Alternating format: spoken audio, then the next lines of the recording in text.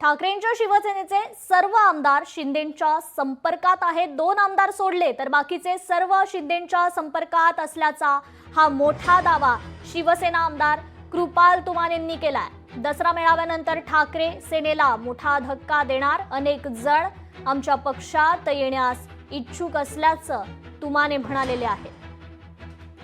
तर संजय राऊतला काय सवय आहे, सकाळचा भोंगा वाजवण्याची, त्यांना काही बोलायची सवय आहे, परंतु त्यांना आम्ही धक्का देणार, दसरा मेळाव्यानंतर आम्ही मोठा धक्का देणार आहोत।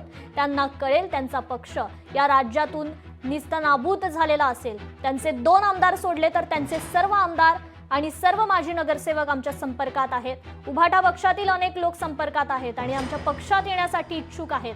फक्त आम्ही मुहूर्त काढण्याची वाट पाहत आहोत आणि तेव्हा संजय राऊतला दणका मिळेल असा वक्तव्य देखील कृपाल तुमनेंनी केलंय।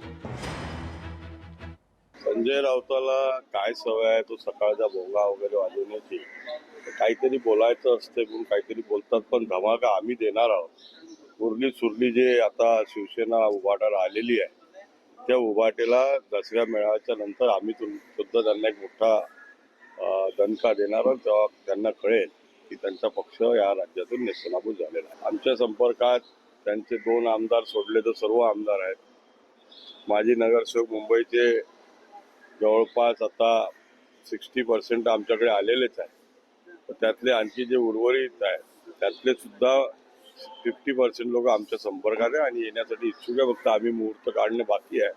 आम्ही मुहूर्त काढला की त्या दिवशी सर्व आमच्याकडे येईल। कृपाल माने कोण आहे हेच मला अगोदर माहिती नाही आणि ज्याला मनाला वाटेल ते बोलतात। कसं आहे ते शिंदे सरकारची शाबासकी घेण्यासाठी काहीतरी वक्तव्य करत असतात। आता त्यांना काय माहिती, सगळेच आमदार असतील तर मला त्यांना विचारा की महेश सावंतचा नंबर आहे का। त्यामुळे आम्ही कुठेही जाणार नाही। आमचं दैवत बाळासाहेब ठाकरे आहेत आणि आम्ही आहेत त्या ठिकाणी राहणार। तर दसऱ्याला किती दिवस राहिले आहेत, मला वाटतं मोजून 20 ते 25 दिवस राहिले। तर तुम्ही घोडं मैदान जवळ आहे, कशाला आपण तर्क अर्थ करा।